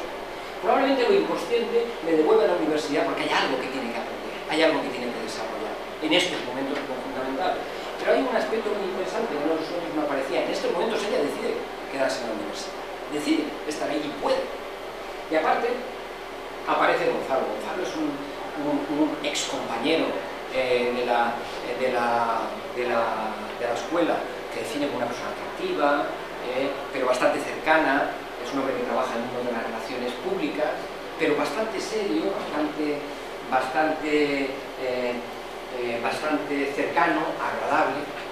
Es muy interesante, porque está hablándonos este sueño de que esta mujer puede empezar a poner eros, puede poner, por así decirlo, amor, en otro lenguaje, a la actividad que está empezando a desarrollar. Ella también tiene que hacer, como esta persona en estos momentos, hay una parte de su vida que tiene que dedicarse a las relaciones públicas, tiene que buscar trabajo, pero lo hace de una forma determinada. Podemos amplificar, lógicamente, la universidad está en una cueva, aparece una cueva, lugar de iniciaciones, ahí podemos amplificar desde un punto de vista de lugar de iniciaciones, donde nacen héroes, donde vírgenes paren y surgen ciertos sujetos con ciertas capacidades sobrenaturales. Probablemente es un sueño que nos indica la iniciación en un principio a una realidad que hasta ahora no podía desarrollar. Y el sueño nos indica que en este momento es posible realmente ese compromiso, es posible forzarse, es posible ir hacia adelante. Este sueño lo contó la semana pasada. Este es un sueño que se repite muchísimo. He visto una imagen un poco escatológica, extraída del pensamiento alquímico, de la alquimia árabe, de uno de los trabajos de quien ha sido uno de los mis analistas, basado en un texto de Mohamed Ibn Umayl. Un sueño típicamente compensado. Entro en unos baños públicos a orinar, me doy cuenta de que las puertas de mi compartimento están abiertas y oigo que otra gente entra en el baño. Creo que me pueden ver, siento vergüenza. Ese sueño lo he visto con formas distintas, muy repetidas. Y de alguna manera, aunque los sueños siempre es algo muy individual, es muy difícil globalizar, sí que ha habido un elemento común. En personas que están muy identificadas a lo que desde el punto de vista junguiano llamamos arquetipo de la persona, desde otro tipo de teorías de personas como falso self, que diría Winnicott, de personas muy identificadas con la imagen personal. Una importancia extrema hacia la forma, tener que continuamente aparentar, tener que continuamente dar la talla. Este caso es una mujer con una problemática muy rígida con respecto a esta, con un cuadro ansioso terrible, un cuadro que casi puedo decir que en un año ha remitido prácticamente los excesos de angustia, pero seguimos trabajando ese aspecto. Es una mujer casi terriblemente rígida en ese aspecto, con una importancia terrible hacia la imagen que en un principio tiene que dar, siempre queriendo quedar bien. Lo inconsciente compensa. La pone en un lugar público a orinar delante de todo el mundo. De alguna manera el mensaje es claro. ¿Qué pasa con la espontaneidad? ¿Qué pasa claro que desde un punto de vista exagerado, no le recomiendo a la paciente que se ponga a orinar delante de todo el mundo para desarrollar su espontaneidad, pero sí que de alguna manera tenga presente eso. Es muy importante. Lo inconsciente es quien está proponiendo el tema que estamos trabajando, no lo estoy proponiendo. Ni siquiera la paciente está proponiendo el inconsciente. Podemos amplificar. En muchas tradiciones se empieza el trabajo justamente con los materiales de desecho. Es la materia prima, las miserias de uno. Por lo que empezamos realmente a trabajar. Aquí tenemos un sueño sin final de la misma paciente. Un sueño sin final. Estoy con mi madre, Juan, Roberto y un tercer hombre que no conozco. Tengo que poner un óvulo vaginal que necesita de una cierta cantidad de esperma. Y Juan se presta voluntario para ello. Un sueño un poco particular porque es verdad que tiene en estos momentos unos pequeños trastornos vaginales, nada importante, se pone esta óvulos, un sueño, la madre con estos sujetos, las asociaciones es muy dual. Roberto es una persona que fue amante suya, una persona que ha vivido pues, de forma muy abierta su sexualidad, pero un tanto, según descripciones de ella, mecánica, sin ningún tipo de compromiso. De alguna manera queriendo vivir la situación concretamente y punto, con un talante según ella de inmadurez, etc. La otra persona que aparece, el otro hombre que aparece, sin embargo, es un contraste, es una persona mucho más calmada, más cercana, más tierna, pero sin embargo quien se propone para poner en la pastilla curadora es justamente la persona mecánica, la persona que está viviendo la sexualidad de forma muy intensa pero sin ningún tipo de implicación. Esta persona en estos momentos está en un momento que ha conocido, después de una separación, ha conocido a una persona, está empezando a mantener una cierta relación, pero le cuesta mucho a mi paciente de alguna manera expresar ciertos sentimientos, expresar una cierta calidez. Le ocurre lo mismo que esa parte del sueño. Aunque aparezca la contrapartida reflejada con el otro hombre que quiere también estar presente en ella, esa mayor cercanía, esa mayor calidez. Sin embargo, predomina el aspecto mecánico. De hecho, está empezando a mantener una relación, está medio enamorada, pero se va de viaje, conoce a un tío y acaba teniendo relaciones sexuales con él de forma muy mecánica. Luego, ella no sabe muy bien ni siquiera por qué hace eso. Es interesante porque asocia a su madre con una persona también poco afectiva, poco cercana. Yo recuerdo cuando planteé el sueño, vimos las diversas partes del sueño, y dije, ¿y qué te sugiere que en el óvulo, ese óvulo ovulativo, justamente quien pone el esperma es la persona mecánica, la persona que de alguna manera no quiere comprometerse, que quizá tenga miedo a comprometerse? No hice más interpretación. Un daque, probablemente. Este fin de semana yo he tenido relaciones sexuales con este hombre conocido y las otras semanas con otro, realmente tengo mucho miedo. Ahí aparece algo del complejo materno. Algo del complejo materno que obtura. Yo ni siquiera interpreté eso. Es una asociación, se queda abierta para que la persona reflexione. Seguimos. Siguiente. Un sueño típicamente compensado, un hombre de 34 años. Tengo que llevar a cabo una misión. Esta consiste en el asesinato de una persona relevante. Aunque hay importantes medidas de seguridad, creo que podré llegar al recinto donde se encuentre. Me pongo en marcha. Esta persona del asesinato, que tiene que asesinar, la asocia con Abraham Lincoln. Y cuando yo le pido asociaciones acerca de Abraham Lincoln, dicen, es un tío estricto, moral, con unos ciertos dotes heroicos. Es que lo que le ocurre a mi paciente, una extrema moral, rigidez, una identificación con lo heroico.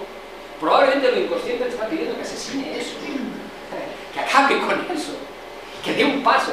Además es un sueño que muy similar tuvo Jung con el asesinato de Sigfrido, exactamente igual. Apareció un sueño donde Jung tiene que asesinar a Sigfrido, a su posición heroica frente a la vida, a su posición combativa, esa moral estricta que en un momento determinado aparece. Como les digo y como ven, es el sueño que me propone el tema de las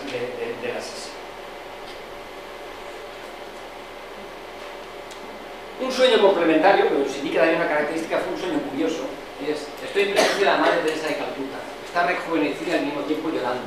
Me dice que su llanto es impersonal, pues es Cristo quien llora a través de él. Decide dedicar su vida a los demás. Es un hombre que ha estudiado 24 carreras, para que ustedes hagan la idea, ha hecho un montón de cosas, pero muy pocas cosas ha materializado. Pese a que aparecían sueños reiterativos acerca de la necesidad de un cierto compromiso, con muchísimas dificultades. Es un tema que hemos estado viendo y aparece este sueño. No podía podía pensar, pues a lo mejor resulta que el inconsciente le dice que lo deje todo y se vaya a las misiones. Ayudado, uno podría pensar eso, ¿no? Uno podría pensar eso. Pero sin embargo es interesante, hay un aspecto muy interesante, porque yo le pido que asocie acerca de lo impersonal. Cristo está llorando. No es la Teresa de Calcuta que llora, sino Cristo. Es muy interesante porque este hombre ha vivido durante mucho tiempo nutriéndose de esquemas. Él no llora, él no lucha, él no vive, son esquemas. Tengo que estudiar esto, tengo que estudiar lo otro, tengo que estudiar lo más allá, tengo que estudiar aquello. Lo inconsciente está presentando desde un punto de vista fenomenológico muy claro la realidad que está viviendo. Es incapaz de materializar. Es verdad que él tiene una cierta vocación de ayuda, pero no deja de ser un esquema. Como ocurre en el sueño, como ocurre en esa parte de su sentimiento, no es Teresa de Calcuta la que está llorando, sufriendo, Cristo el que llora por ella. Es un referente global, colectivo, no es ella. Este hombre tiene muchas dificultades de dar ese paso de lo que es el concepto, lo que es un estudio, y vivirlo, materializarlo, desarrollarlo él. Este sueño lo analizamos sin más y a partir de ahí decidió que iba a poner en marcha un pequeño negocio que llevaba hace tiempo queriendo ponerla, de atreverse a desarrollarlo, de ver, y si llora, pues llora él, y si me sale bien, pues alegra a él.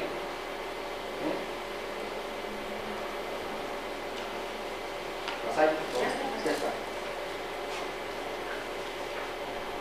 Estoy en casa de mi padre y parece que Juana es su pareja.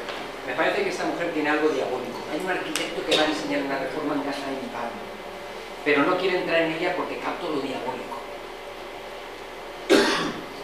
Es un sueño muy interesante, porque también es un sueño complementario que nos indica una cierta faceta que estábamos trabajando desde hace un cierto tiempo. Esta mujer que vivió una situación depresiva aguda después de un divorcio, ideas de suicidio, y una evolución cojonuda, pero sin embargo hay un aspecto.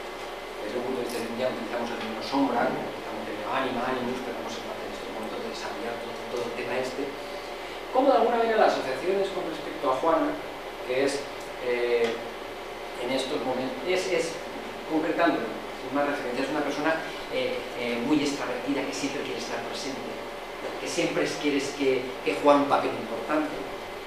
Y además hay una cierta conexión con su padre, aunque su padre no tiene que ver nada con Juana, pues su padre, según ella, pues sus asociaciones tienen en estos momentos mucha necesidad de estar presente.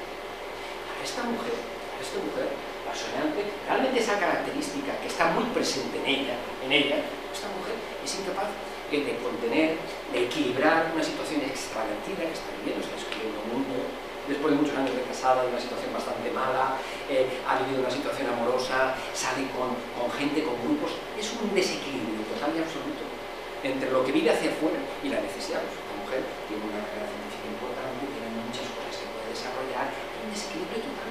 Realmente esa faceta que viene representada por esta mujer y por su padre de tener que estar presente y siempre con los demás y siempre dando la nota y esa necesidad de ser reconocida se vuelve en algo verdaderamente diabólico, algo diabólico y que la limita total y absolutamente. Y por último, este es un sueño de los pocos que les puedo decir que es un sueño objetivo. La paciente es una persona que estaba cagando en el proceso analítico. Lo que pasa, para que ustedes se sitúen, estaban en una situación muy mala. Es una persona que trabajaba como ejecutiva en una gran empresa, con despidos, una situación de estrés brutal, etc. Y mientras este sueño, veo que en mi casa está creciendo un mundo. Parece que no habrá problemas para limpiarlo, pero es bastante invasivo. Estoy paseando con el contable de mi empresa. Me comunica que quiere unas vacaciones. Me siento contrariada por ello. Estoy paseando con un buen amigo. Sé que tiene el cuerpo del sí. Eso es un reto. Bien, este sueño me alertó. El motivo era un buen pasivo. Es verdad que ella, como el gerente de su empresa, quería vacaciones, quería descansar, pero de alguna manera se veía impedido. La maquinaria le arrastraba totalmente. Y me pareció muy delicado que acabara el sueño como que acabó. Estoy paseando con un buen amigo y sé que tiene anticuerpos del SIDA, que es en realidad todas las asociaciones con respecto a gente que tiene anticuerpos del SIDA, pues el sistema inmunológico está hecho polvo, está bajo, todo hasta el sueño, además, había tenido previamente una experiencia con ciertos pacientes de los cuales pensé que tenían algo orgánico y al final tuvieron, que les recomendé que se hiciera un chequeo. A las 3 semanas la operaron en urgencia con una displasia aguda en el... Todo salió perfectamente, pero ustedes desen cuenta de la importancia de los sueños. Esta persona se hizo el chequeo como otra que era más grave porque tenía un problema de cáncer a partir de las. Yo me voy a quedar aquí, creo que es más interesante. Eso quitado, iba a desarrollar otro sueño, pero creo que hay suficiente material. Como les decía, hay un cierto riesgo que mi exposición parezca excesivamente simplista, los temas muy cortos. Es un problema cuando queremos hablar de la experiencia concreta, de lo que vivimos concretamente en la práctica clínica, pero quizás pueda ser una buena referencia para que ustedes puedan ir viendo cómo trabajamos las personas que tenemos una referencia indiana de trabajo con su.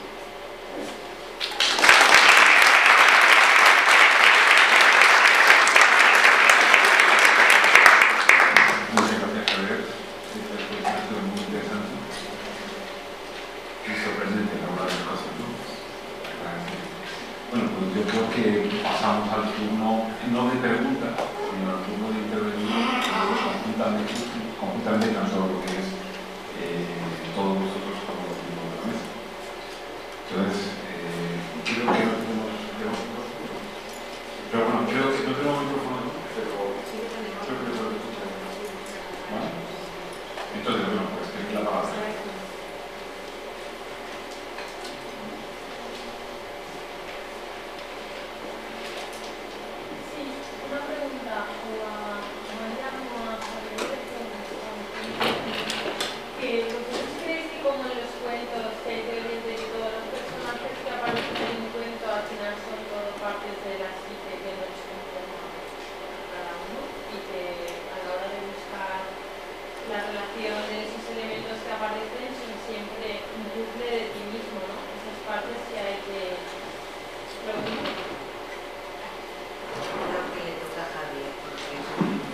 Desde una óptica de unidades, la teoría de mi exposición ha sido esa. Me he referido al último sueño, pero también a la referencia del paciente. Hemos visto un drama que está referido a la vida psíquica. Siempre eres tú, la palabra, está distinto.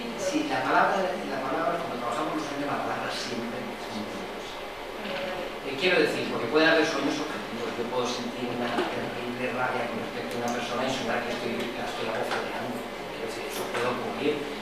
Como una persona está mucho tiempo sin tener relaciones sexuales y sueña que está echando un revolcón y está haciendo una polución nocturna. Y son sueños que tienen que ver con el elemento de la cosa. Pero en muchos casos yo puedo soñar con tal persona y si ahora de la sociedad con esa persona digo, es que esa persona es terriblemente egoísta porque probablemente estoy hablando de mí.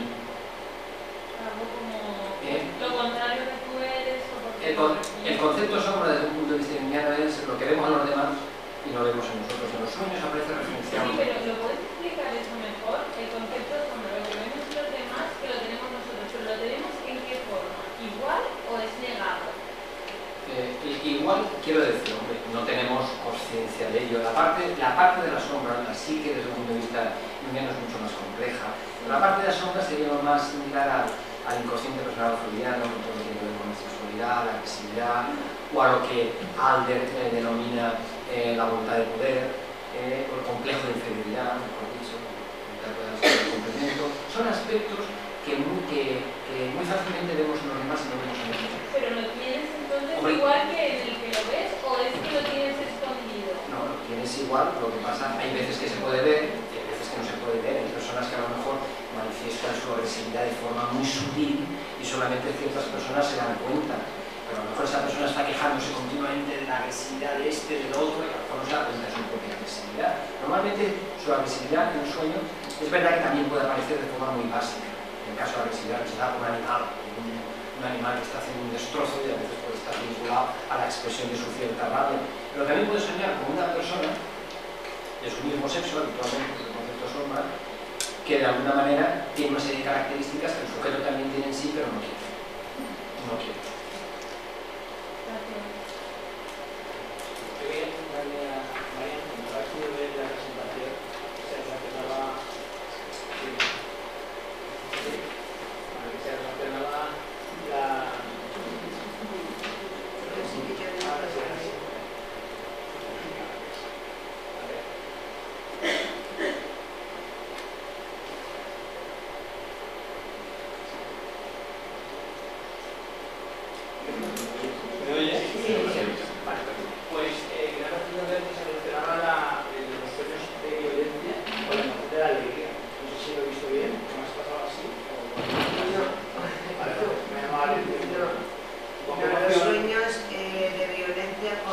emociones claramente negativas, ansiedad y miedo. No, es bastante coherente. Lo que sí que era como una forma compensatoria, que explica muy bien Javier, era, por ejemplo, el diagnóstico de depresión con sueños cuyo tema es la fiesta, las celebraciones. Entonces sí que parece que los sueños vienen a compensar. Pero con los sueños de violencia la emoción era negativa, miedo y ansiedad. A mí me gustaría saber cómo se hacen las selecciones de los sueños. O sea, si cuando llega un paciente o cliente le preguntáis sobre qué es lo que ha soñado la última semana, si surge de forma espontánea, porque me ha llamado mucho la atención lo de que, bueno, lo que ha dicho... María, ya está. Vale. Sobre que salen sobre todo emociones negativas. Entonces no sé si es porque a lo mejor hay un alto nivel de valoración para que te acuerdes de ese sueño, porque no te puedes acordar, o quería saber cómo se hace la selección de esos sueños. Yo coincido, por ejemplo, con Javier en que hay veces que hay que tener precaución con ciertos pacientes que a lo mejor están muy agudos o que no tienes claro si es una psicosis para confundirles más con los sueños. Pero si la cosa pues puede más o menos es un diagnóstico de lo de la neurosis, que no hay este riesgo, a mí me ocurre como a él, que el sueño me indica, me da pasos. O sea, el inconsciente... Pero me refiero, cuando a usted a un paciente le cuenta un sueño, es porque usted le pregunta ¿qué ha soñado la última semana? Sí, vale, claro, sí. Ah. Que si todo va bien, se le sugiere al paciente, pues bueno, ha soñado algo. Y además es muy curioso, como hay pacientes que te dicen, no, llevo años sin recordar ningún sueño.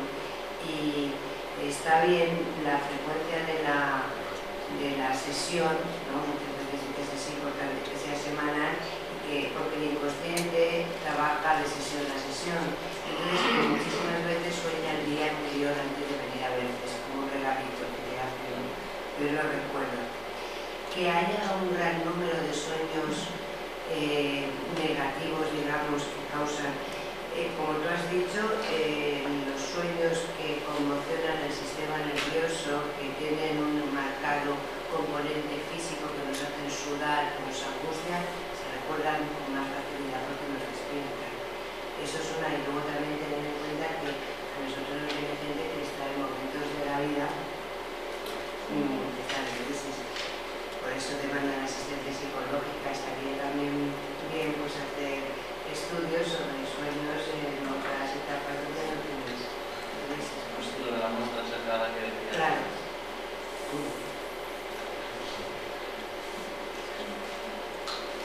Más cuestiones, experiencias personales de los sueños, que sean interesantes. Sí, una experiencia. Tenía unas cuantas dudas, a ver si me las podrían aclarar. Son varias. No sé si decirlas todas seguidas o una. Por ejemplo, lo que se ha comentado es que se sueña, depende, o sea, que hay personas que sueñan normal, soñar en blanco y negro y en color. ¿Eso influye en algo? ¿Está demostrado? Yo, por ejemplo, lo del blanco y negro a veces me ha llamado la atención por lo que he dicho de un detalle antiguo, que tenía gente que me ha dicho, soñaba como si fuese una película antigua y blanco y negro. Les llama la atención. A veces que no te nombra lo del color. Pero no hay una media, por ejemplo, una media establecida de que la mayoría de la población sueñe lo normal, como media, pero en blanco y negro, y lo raro sea soñar en color. Yo creo que la gente no le llama la atención lo que lo dice. Y no sería algo... Para preguntar, sí, sería interesante. Sí que es verdad que a veces dicen, soñé y había un color muy vivo. O he soñado, si no lo dicen, pues a lo mejor es interesante preguntar. Yo te diría que desde mi punto de vista puede tener dos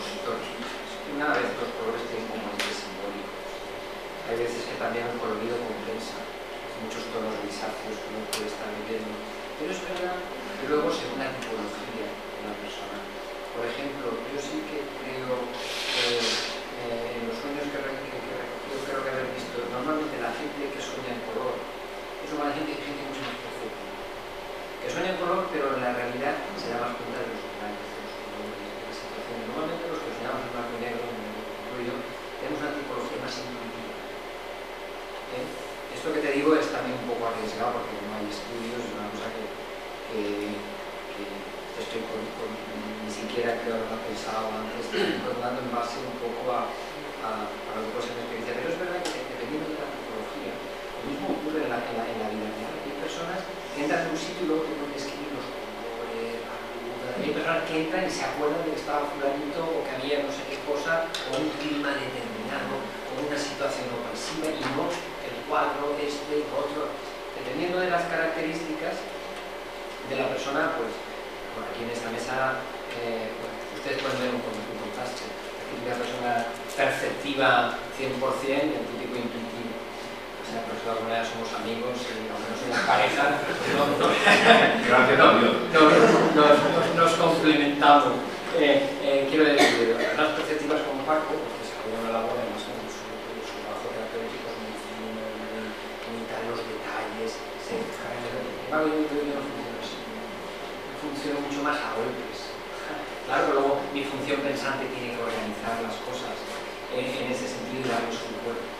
Pero creo que eso también influye mucho en lo que es el mundo médico, aunque no te sabría decir hasta qué tanto. Sí. Se quería comentar que yo sí que es verdad, lo que tú has dicho sí que es verdad. Y normalmente las personas que suenan en color tienen más capacidad de explicación. Normal que si quieres tener una visualización, si suena en color, si sueña en color, si suena en blanco y negro. Me iba a contar que vosotros recordáis que el procesamiento de la información es colectivo, puede ser ecoico o ecoico, con imágenes o con palabras. En general, la experiencia mía, que a lo mejor para ella va a ser distinta, que yo creo que las personas que piensan más con palabras, el procesamiento de información ecoico, porque ven unas imágenes o ven unas imágenes, mientras que los que son más ecoicos sueñan más en color. Que es lo mismo que pasa cuando piensas una técnica de imaginación. La gente imagina en blanco y negro o imagina en color. Pero bueno, eso sería una buena idea de todo esto. O recoger información de todos nosotros. Tenías más dudas, ¿no? Sí. Me vas a dar faena. Es que preguntarle más un diálogo a... No sé si interesa. Una pregunta sería si realmente una persona se puede proponer a sí misma o mediante a sí misma, no por ejemplo, a mí misma, proponerme soñar con algo y realmente soñar con eso. O de los que dice que sí. A mí personalmente yo lo he hecho. No sé si es posibilidad. Creo que no eres la única. Efectivamente, eso es beneficioso en algunos sentidos, se puede utilizar como una técnica para determinadas necesidades, por ejemplo. Un sueño positivo, reparador, o algo que es como para resolver problemas, conflictos, como programar un determinado sueño. Yo la visión que tengo de eso es muy buena. Yo te diré por sí. Podemos hablar de dos aspectos, lo que sería el mundo lírico, luego lo que es el trabajo en reflexión. En este video se habla de reflexión. Pero una cosa es que tú utilices la imaginación para recibir información, para relacionarte con ciertos elementos que ocurren en el inconsciente, para que eso se pueda convertir en un estímulo, para que tú crees o para que pueda haber una cierta guía. Y otra cosa es que tú te colorees un sueño en base a la fantasía, en base a que tienes ciertos deseos o quieres orientarte con respecto a eso. Quiero decir, por un lado, yo creo que es muy importante que los sueños sean espontáneos, tener una información espontánea. No se hablaba de la psicología y de otro. El trabajo con la imaginación es un trabajo en un punto fronterizo. En este caso, el desde un punto de vista junguiano, que trabajó muchísimo es Barbara Hanna, que tiene un programa sobre imaginación activa. Este cerebro es utilizar la imaginación, pero como forma de recibir información. Hay ciertos sueños que te han podido impactar, que no has visto nada claros, y tú puedes luego con la imaginación centrarte en esa imagen, intentar relacionarte con esa imagen y ver cómo se mueve eso, a dónde te llega.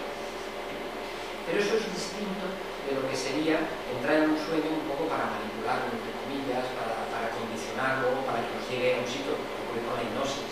Tú hipnotizas a una persona o la sometes a un estado de relajación profunda y lo llevas a una playa conformada para que estés tomando sol y estés perfectamente. Eso puede ser útil, claro, lógicamente, como en que trabajamos con la hipnosis, vimos la gran utilidad de ese tipo de técnicas. Pero yo creo que en la relación con el inconsciente, la espontaneidad es muy importante, desde mi punto de vista.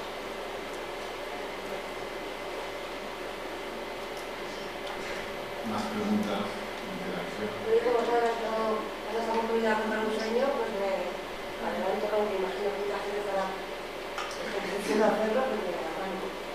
Mira, yo no tengo una operación, pero no había sido importante, yo había fallecido como hacía 3 o 4 años, y fue muy curioso porque soñé que estaba en una fiesta, hablando con mucha gente, muy divertida, muy animada, y de repente por una puerta un poco alejada, y pasaba a mi suegra.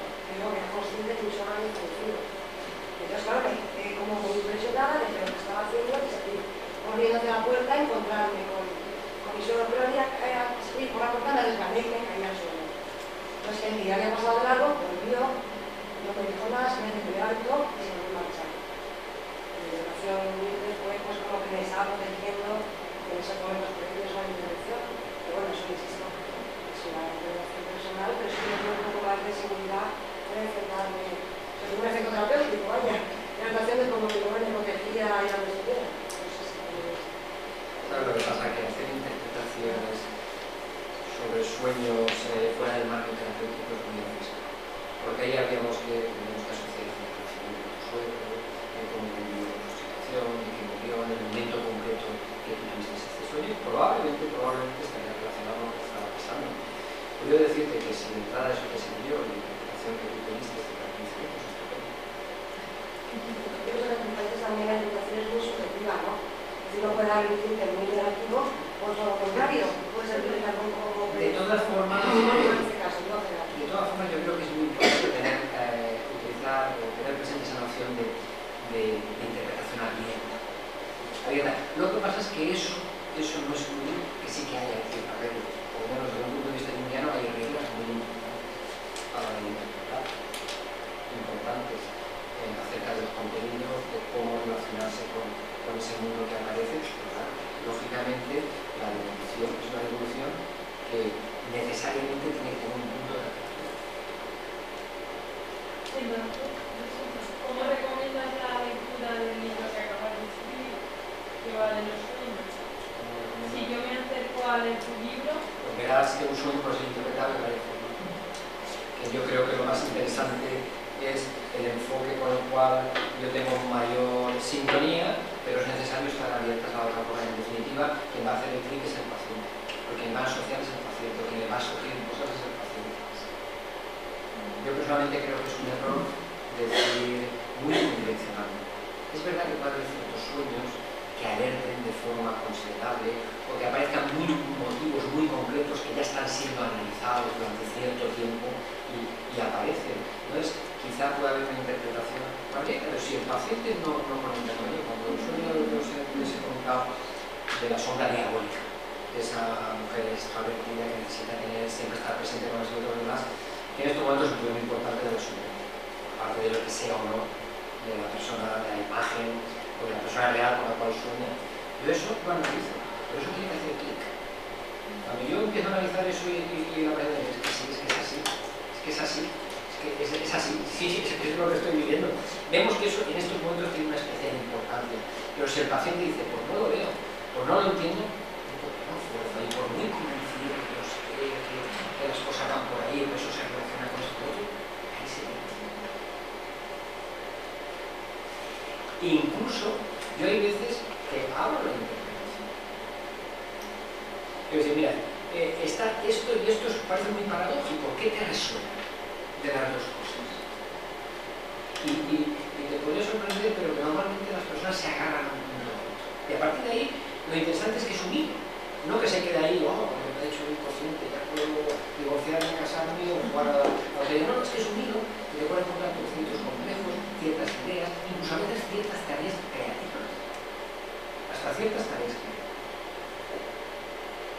Yo, lo último que voy a contar, para mí fue sugerente cuando yo me planteé retomar ciertos cursos en Zurich, después de haber estado un tiempo en Francia y haber pasado por ciertos institutos analíticos, ya con bastantes años yo me planteo volver a Zurich. Yo retomé un análisis en Zurich, un analista clásico, con mucho prestigio, pero en su momento poco a poco me fueron proponiendo de integrar una especie de reciclajes que hacen allí costosísimos.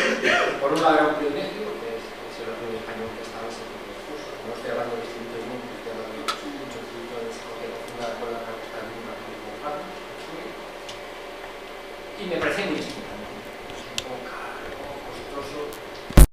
Un sueño donde estoy discutiendo con mi analista. Pues lo hago, no lo hago, me sigo con los reciclajes, estoy cansado, no estoy cansado, es interesante para ti. Y de golpe, de repente, esa escena cambia y yo he ido de caza a cazar una serpiente. Una serpiente, además una serpiente blanca. Muy claro. Y luego la serpiente está en una cama. Yo estoy con mi familia y esta serpiente. Y yo me doy cuenta que la serpiente no está muerta, está viva. Y luego se desliza por la cama. Imaginaros los freudianos ahí el contenido fálico que podrían ver por todos lados y podrían amplificar. Pero para mí fue un estímulo para decir sí, voy a hacer por lo menos coyunturalmente o puntualmente un reciclaje en Zúrich. ¿Por qué? Porque yo no tengo ninguna asociación con las serpientes. A mí las serpientes no me gustan, tampoco les tengo miedo, tampoco tengo ninguna mascota que sea una serpiente. Ahora de vez en cuando veo el programa ese de Frank de la jungla porque a mi hijo le gusta, pero ni siquiera lo veía, que siempre está jugando con serpientes. No tengo ninguna tal, y aparece la serpiente.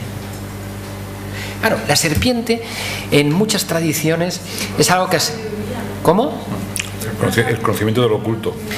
Es lo otro, ha sido también considerado como lo diabólico, pero es lo que permite salir de la tontería inicial del paraíso donde estaban todos ahí en pelotas y no sabían de nada, que empiezan ahí a conocer, a investigar, a tal.